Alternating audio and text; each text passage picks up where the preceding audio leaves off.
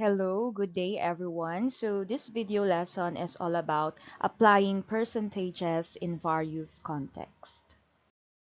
So first, here are our objectives for this lesson. So at the end of this lesson, you should be able to explain the concept of percentage, increase and decrease. Second, apply percentage calculations in various contexts, such as inflation, VAT, discounts, and profit or loss. And lastly, of course, solve problem involving percentage. So first, what is percentage change? So it indicates the extent to which a quantity has increased or decreased in relation to its original value. Okay, so it is often utilized in finance, sales, budgeting, and data analysis. So dyan natin siya madalas na naririnig or ginagamit. Okay? So the formula in calculating, okay, the percentage change is here. Okay, so percentage change is equal to new value minus old value over old value times 100. Okay, so tatandaan natin na kapag yung result is positive, okay, it just indicates that there is a percentage increase. Okay, and of course, kapag negative naman, it indicates that the percentage decrease. Okay? So, ito yung tatandaan natin ha for our formula. Yan. Okay, so interpreting positive and negative percentages. O sabi nga, gaya nga ng sabi ko sa inyo kanina, kapag positive, ibig sabihin nag-increase. Pag negative, nag-decrease. So parang yan, positive 15% yung nakuha natin, for example. Okay, ibig sabihin nun, magiging interpretation natin, the value increased by 15% from the original. Okay? So, pag negative naman, like for example, nakakuha tayo ng negative 10% na value natin, ibig sabihin, yung value decreased by 10% from the original value. Okay? So, that's how you interpret percentage change.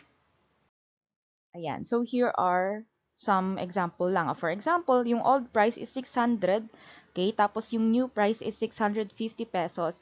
Ibig sabihin, pag kinuha natin yun, kinompute natin yung percentage change nun, ang makukuha natin dyan ay positive 8.33. Okay? 8.33%. So, ibig sabihin, nag-increase siya. Okay? So, ganon.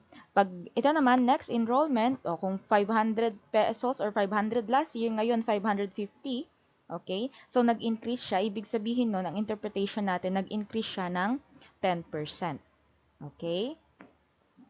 Then, ayan. So, pag halimbawa, ito naman, stock value, ayan, 120 pesos down to 90. So, 120 daw dati, naging 90 pesos. So, ibig sabihin, makukuha natin dyan, magne-negative yan, okay, negative. So, nag-decrease siya ng 25%. Okay, so para mas magets ninyo, ito kasi na-solve na siya, let's have a sample problem. Okay? So, ito. Let's have a sample problem.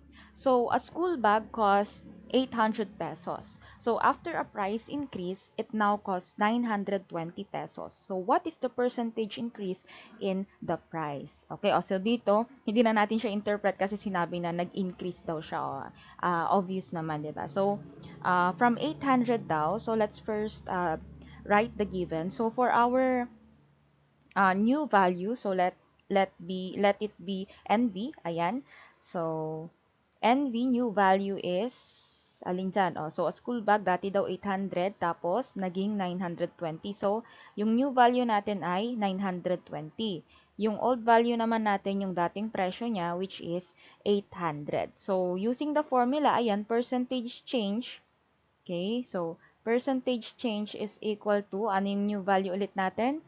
920 minus 800. Okay? Over old value is 800 times 100. Okay? So, pag sinolve natin yan, percentage change, okay, that is equal to, sige, manually ano natin, 920 minus 800 is 120 over 800 times 100. Okay? Tapos, i-continue lang natin. So, Pag sinolve natin yan, okay, we can directly solve it into calculator. Ang makukuha natin ay 0.15, okay, times 100, so that is 15%. So, there is a 15% increase doon sa price ng school bag na based dyan sa problem. So, there is a 15% increase in the original price of the school bag pag in-interpret nyo siya. Okay? So, that's how you solve it. Okay, next naman, punta tayo sa inflation. So, what is this inflation? Okay? So, madalas natin siyang naririnig, diba? Sa mga balita, ganyan. So, inflation is the general increase in prices of goods and services over time, resulting in decreased purchasing power. Okay? So, madalas nagkakaroon ng inflation or pagtaas ng mga presyo or mga bilihin kapag, 'di ba? Yung sabi nila kapag tumaas daw yung gas o common, 'di ba? Kasi yung gas usually um, siya yung ginagamit natin sa everyday na ano natin, 'di ba? Sa transportation, sa pagkuha ng mga products, pag-export, 'di ba? Sa mga machines, sa paggawa ng or pag-produce ng mga products. Ang ginagamit natin ay yung mga machines na ginagamitan ng gumagamit ng gasolina. So pag nagtaas yung gasolina, automatic magtataas na lahat, sabi nga nila. Okay? That's example of inflation. Okay? So how inflation, paano ba nakakaapekto yun sa mga bilihin? No? So when inflation occurs, everyday items like rice, bread, gasoline become more expensive. Meaning, syempre, yung pera mo dyan ay konti lang yung mabibili. O, di ba? Gaya nga ng sabi nila dati, sa isang ano mo dati, sa isang daan mo, marami ka nang mabibili. Pero ngayon, yung 1,000 mo, parang isang plastic bag lang siya pag mamimili ka, di ba? 1,000 na agad yun. Samantalang dati, cart yan. Kapag 1,000, naka-cart ka, 1,000 lang yun. Diba? So, that's example of inflation. O, parang kami dati, nabutan ko pa yun yung candy na piso dalawa. O, pero ngayon, wala na atang piso na candy. 'Di ba? Oh, so ayan, example 'yon. Okay, so habang tumataas yung presyo, kukunti yung nabibili natin dun sa pera natin. Okay? So, paano kaya? So, adjusting dito na papasok yung adjusting wages for inflation or yung pag-adjust nung ah, sahod, salary or wages ng mga tao. Kasi 'di ba imagine magtataas yung bilihin pero yung sweldo mo, yung ano mo stay pa rin. So ano nang mangyayari, 'di ba? Makuha. So to maintain the standard of living, wages need to increase at a rate like inflation. So kung nag-increase, may increase doon sa or kung may inflation, may increase sa pag-purchase natin ng mga product, okay? Kailangan itaas din. Okay? I-level niya doon sa wages ng tao. Okay? So if wages stay the same while prices rise, people effectively earn less. So, ganun 'yon, 'di ba? Tama nga naman, oh, tataas yung presyo pero yung sweldo mo hindi. So, walang mangyayari kapag gano'n. Okay? Marami na talaga sigurong aalis sa Pilipinas kapag gano'n ang nangyari. Okay? So, that's inflation. So when we calculate the rate of inflation, we use this formula. So inflation rate is equal to current price minus previous price over previous price times 100. Okay, actually same lang siya dun kanina sa percentage change. Napalitan lang ng mga term. Okay, di ba kanina new value minus old value. O dito current price minus previous price. Okay, so it's just the same, napalitan lang ng mga terms based doon sa hinahanap natin. Pero same lang siya.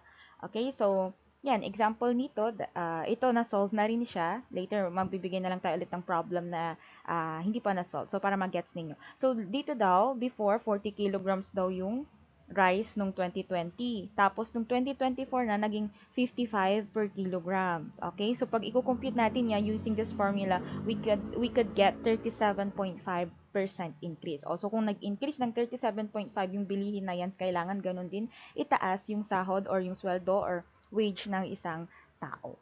Okay? So, ganon. Oh, parang ito, jeepney fare. So, from 9 pesos daw naging 12 pesos. So, meron siyang increase na 33.33%. Okay? Yung milk, 80 daw before, naging 100. So, meron siyang 25% increase. Okay? And so on and so forth. So, that's what we call the inflation. Okay? So, Let's have a sample problem. So in here, we have, in 2021, a kilo of rice cost 48 pesos. Today, it costs 60 pesos. So what is the rate of inflation, ayan, percentage increase, in the price of rice? Okay, so we'll be using this inflation rate formula. But before that, let us find or identify the given first. So in here, we have the current price. So let it be CP. Okay? Ilat natin na CP siya. So current price is of course yung new value, 'di ba? So 60 pesos. And then yung previous price, okay, that is 48 pesos. And let's substitute it. So inflation rate or IR na lang, shortcut natin, the current price is 60 minus the previous price is 48 over the previous price is 48, okay, times 100. So IR is equal to 60 minus 48 is 12 over 48 times 100. Okay, so if you're going to calculate that, if you're going to compute that, you will get 25%. So, ayan, the percentage increase or the inflation rate is 25%. Okay? Next, okay, we have this what we call markups and discounts in business. So madalas nating naririnig to, okay? Markups and discounts. So yung markup, okay, parang yung patong mo or tubo mo, okay, sa isang item. Okay? So what is the first, ito muna, what is the difference between cost price and selling price? Okay? So cost price or CP, it is the original price paid to acquire or produce a product. Okay? It is your capital, kumbaga. Puhunan mo siya. Okay? Selling price naman or SP, it is the price at which the product is sold to customers. So kung magkano mo siya ibebenta, okay, sa market, sa customers, okay? So when you compute the markup percentage, okay, so markup percentage or markup rate is equal to the selling price minus the cost price over the cost price times 100. Okay, so pag i-compute natin kung ilang percentage kaya yung kikitain or tutubuin mo dun sa particular item na ibebenta mo, ito yung gagamitin natin. Okay? So, like for example here, ayan, tingnan. Yan, so dito sa example natin dito, okay, kikita natin, so yung cost price is 80 pesos and then yung selling price is 100. So ilan kayang percentage yung tutubuin niya doon, okay? So here computed na siya, it's 25%. Okay, so dito naman, cost price is 120 pesos and then the selling price is 150 pesos. Still, that is 25% markup. Okay? So, ganyan lang siya kung paano magkuha. So, later, we will have a problem for that also. Okay? So, next naman is yung calculating final prices after discounts. Okay? So, alam niyo na mag-count ng discount, i-multiply nyo lang yung percentage dun sa original price. Pero, paano naman kaya kunin yung final, okay, final prices or yung discounted price. So, ito yung formula natin. Discount price is equal to the original price times the quantity of 1 minus the discount rate. Okay? So, in here, ayan, so selling price natin is 1,000 pesos and we have 20% discount. Ibig sabihin, okay, i-multiply nyo lang 1,000 times 0.20, kunin yung 20%, okay, then i-subtract ninyo. Okay, you can do that or you can use this formula. Ganun lang din yung makukuha natin. Anyways, math naman can be solved in many ways. Okay, as long as you come up with the right answer, it's fine. Okay, so let's have a sample problem for that. So first, yung markup muna. So a store bought a speaker for 1,200 pesos and sold it for 1,500 pesos. So what is the markup percentage based on the cost price? So we will be using again this markup rate formula. Okay? So selling price, let us identify the given first. Okay? So the selling price or the SP is 1,000 500. Okay? And then, the cost price, okay, kung magkano mo siya binili or magkano yung puhunan mo, we have here 1,200. Yan. Okay? Then, di ba, as you can see, napansin niyo parehas lang siya nung sa percentage change at saka inflation rate na bago lang talaga yung term. Okay? Depende dun sa hinahanap natin. So, let's um, substitute now. So markup, okay, is equal to the selling price is 1,500 minus 1,000, the cost price, 1,200 over 1,200 times 100. So markup is equal to 300 over 1,200 times 100. So pag sinolve natin na yan directly, let's directly solve it, we will get 25% markup. Okay, so 25% yung kita niya. O doon daw sa 300, o 'di ba 300 yung kikitain niya. Pag tinanong sa inyo, how much is the markup price? O ilan yung kinita niya? Ang sagot niyo lang doon simply is 1,500 minus 1,200 is 300. So ilan kayang percentage yung 300 dun sa original price? So 25%. So ibig sabihin ang tinubo niya ay 25%. Okay? Next naman is for the discount price. So a pair of shoes cost 2,000 pesos and is offered at a 25% discount. So how much will the customer pay after the discount? Okay? So let's identify first the original price is 2,000 pesos, okay? And then the discount rate is equal to 25% or 0.25. So let's find the discounted price or the final price. So DP, okay, is equal to original price, which is 2,000 pesos times 1 minus the discount rate is 25%, or we can write it, we can convert it into decimal number. So 0.25. Then let us solve na. So 2,000, you can directly input in calculator ha, times 1 minus 0.25 is 0.75. So ang makukuha natin dito is 1,500 pesos. Therefore, yan, the final price is 1,500 pesos. Now, if ever nakalimutan ninyo yung formula, pwede nyo pa rin siyang masolve. Okay? Basta alam nyo lang yung mga basic na percentage natin on finding the percentage. So, kung halimbawa, nakalimutan nyo tong formula na to, you can still solve this one given itong mga to. Ang gagawin lang natin dyan, kunin nyo yung 25% ng 2,000. Okay? Ilan ang 25%? 25% of 2,000. So, you just multiply it. 0.25 times 2,000. Ang makukuha natin dyan ay 500. O, so, ibig sabihin, yung 500, yun yung discount. O, i-minus nyo lang siya sa 2,000. O, makukuha pa rin ninyo yung final price na 1,500. So, same lang siya dito. So, any of the two formulas, okay, it's fine, or any of the two solutions, it's fine as long as we will come up with the right and final answer. Okay? So, yan po yung for discount price natin. Okay? Next, let's move on to this VAT or value added tax. O naririnig nyo to, madalas pag nag-grocery kayo, nakikita nyo to sa resibo dun sa dulo, o VAT 12%. Okay? So VAT is a 12% added to the price of goods and services in the Philippines. So dito sa atin, businesses collect VAT or value added tax from customers and remit it to the government. Okay? So ito yung mga tax natin. So, akala nyo hindi kayo nagtatax, still nagtatax kayo. So, bawat bilihin na binibili ninyo, may kaakibat yan na tax, okay, na nire-remit or yun, binibigay sa gobyerno, yun yung sahod, yun yung pinagkukunan ng sahod or salary ng mga empleyado ng gobyerno. Okay? So, yan yung tinatawag nating value-added tax. Okay? So, in calculating VAT, okay? In calculating VAT inclusive and VAT exclusive, so by the way, yung VAT inclusive, ang ibig sabihin yan, okay, yun yung price ng item or ng product, included yung VAT natin na 12%. Pag VAT exclusive naman, exclusive, ayan, yan yung original price or wala pa siyang tax, okay? Inclusive, included, okay? Inclusive, included. Exclusive, hindi. Okay? Exclusive, hindi. Okay? So, to find the VAT exclusive, okay, so ito yung formula natin na gagamitin. VAT exclusive is equal to VAT inclusive divided by 1.12.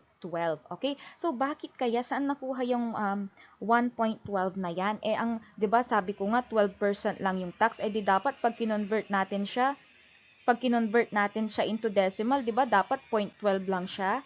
Okay, saan kaya nanggaling yung 1? Okay, so the 1.12 represents the total percentage of the item's original cost plus its tax, okay, written as a decimal. Okay, so when a price is VAT inclusive, it means you are looking at the total okay, that represent 112% of the original value. Okay? So, parang kumbaga, ang nangyayari dyan, yung original price natin, okay, yung original price natin without the VAT is 100%, original price. And then, yung meron na tayong VAT, okay, na 12%. Kaya siya nagiging 112%. That's why we came up with 1.12, decimal form niya. Okay, decimal value niya. So, that's how you do it. Okay? So, to find VAT inclusive naman, ito na yung included yung VAT natin na 12%. So, VAT inclusive is equal to VAT exclusive times the quantity of 1 plus the VAT rate. Okay? So, yun yung formula tatanda natin. Then, to find the VAT amount naman, of course, iso-subtract lang natin. So, VAT inclusive price minus the VAT exclusive price. Okay? So, may mga sample tayo dito. Okay? Ito yung mga sample natin na solve na siya. Pero let's have a sample word problem. Yan. So, let's have this word problem. Okay? So, a printer has a VAT inclusive price of 2,240 pesos. The VAT rate is 12%. What is the VAT exclusive price of the printer? Okay? So, we will be using this formula. So, first, let us identify the given first. So, VAT inclusive, ilagay na lang natin na VAT inclusive, okay, that is equal kay 2,240, okay? Yung VAT natin ay, okay, 12% daw, okay? So, to solve it, let's substitute lang. So, VAT exclusive is equal to VAT inclusive, which is 2,240 divided by 1.12. So, default na siya na 1.12. So, equal kay, pag dinivide natin yan, that would equal to 2,000 pesos. So, yung price natin, original price ng printer, therefore, is 2,000 pesos. So, that's how you do it. You will just divide it. Okay?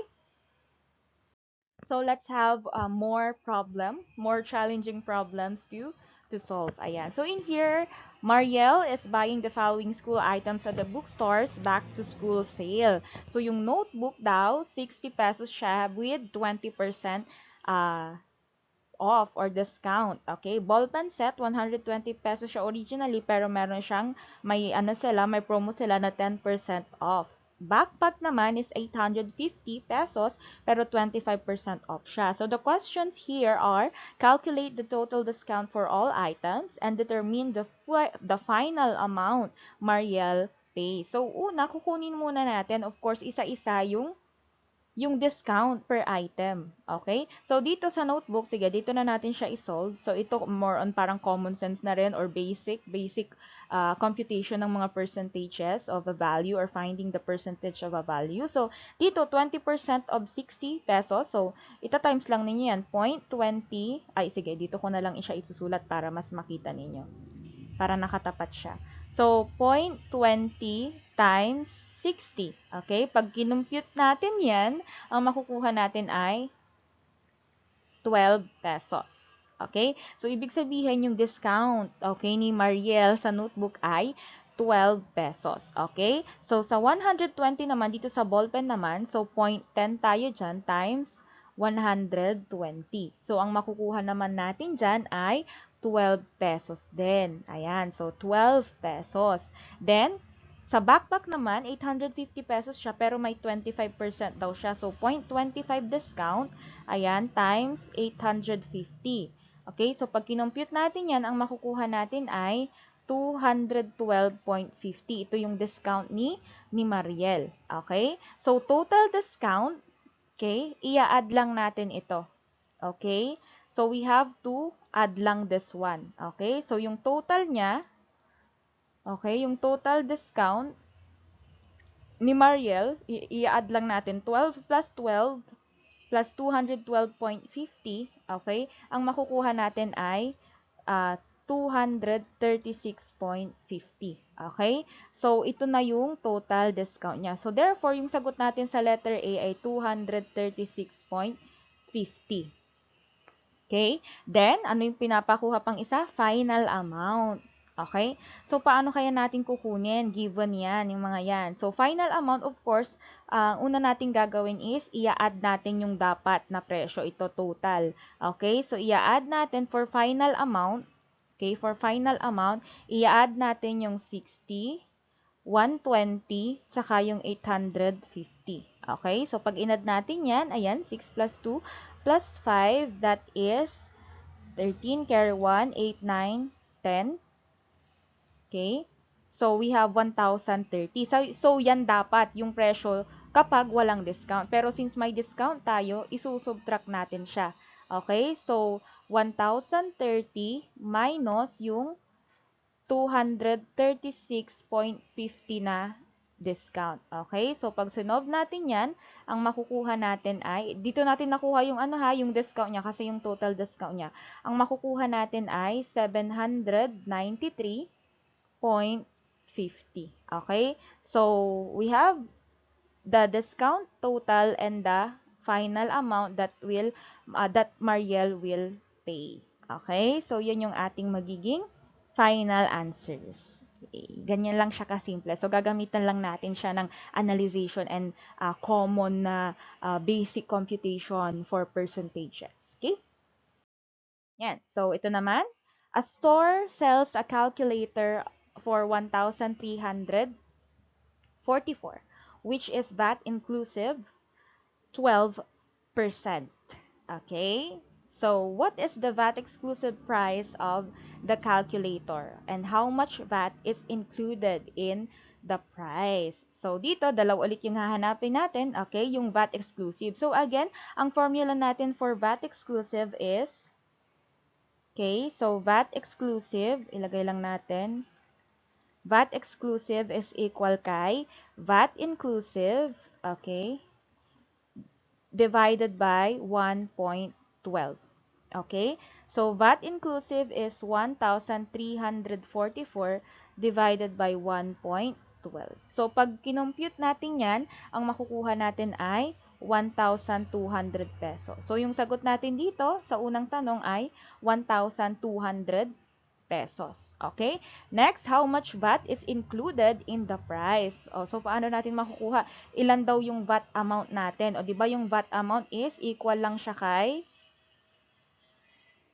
okay, yung VAT amount natin is equal lang siya kay VAT inclusive minus VAT exclusive. Okay? So, yung VAT inclusive natin ay 1,344 minus yung VAT exclusive natin na na-compute natin kanina ay 1,200.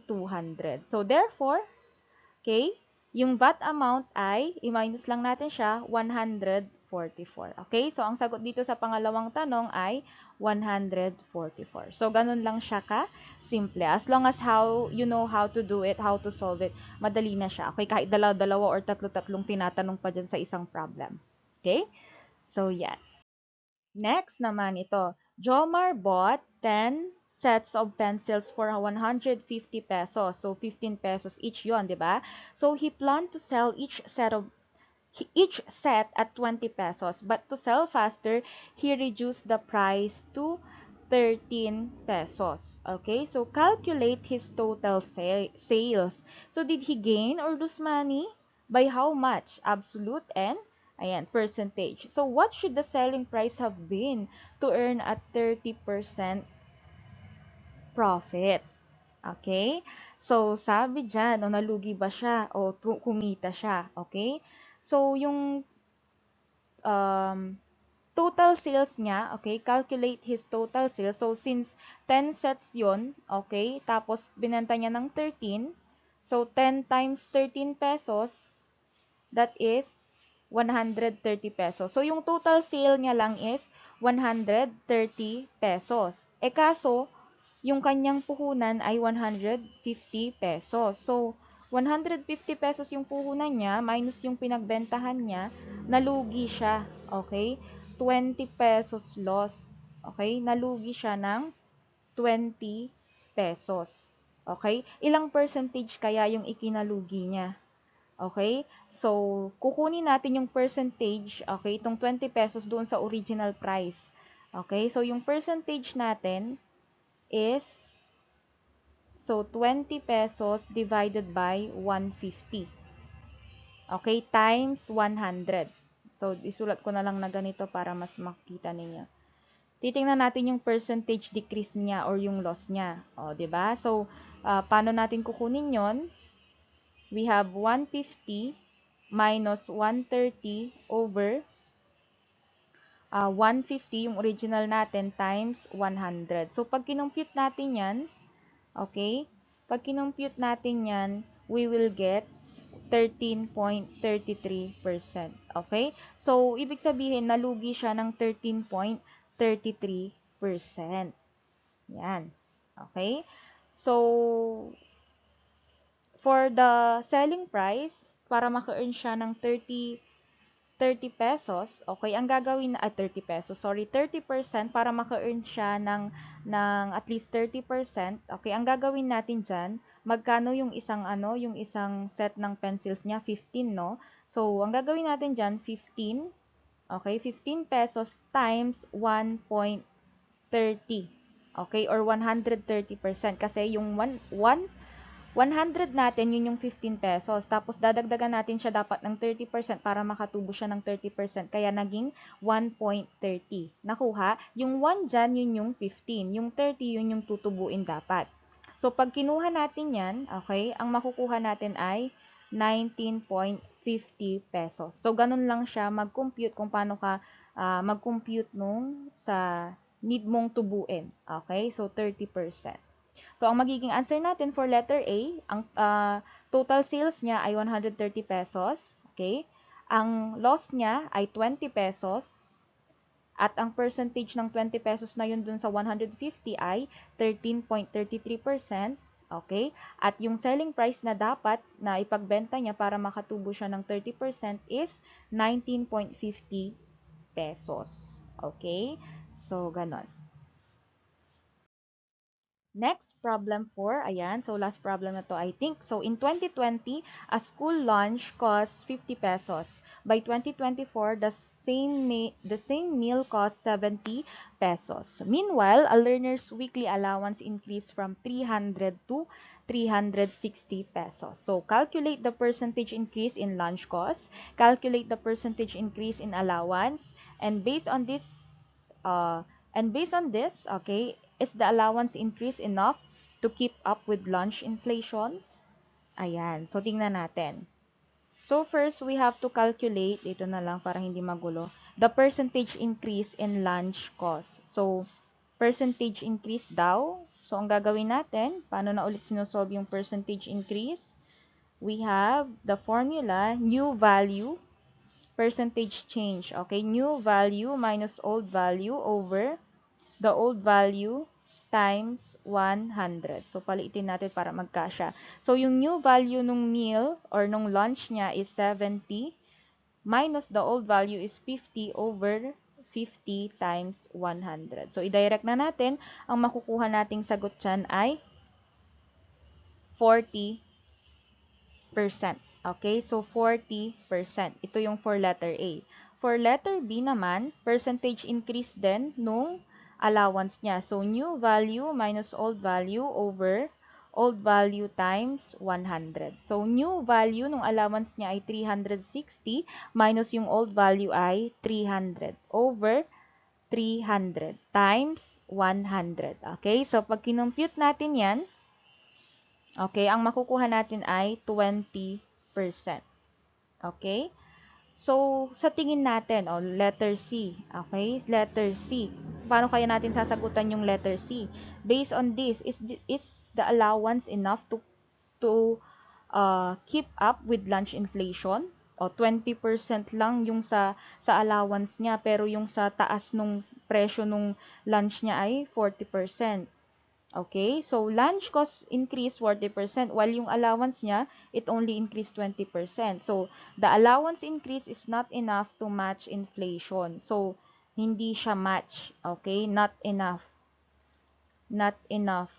Okay, or yon, the allowance increase is not enough to match the inflation in lunch prices. So, that's how you answer letter C. Okay, so that's how you solve word problems involving or That's how you apply percentages in various real life problems or in various contexts. Okay, so that's it for this video lesson. I hope naintindihan. Okay, so thank you.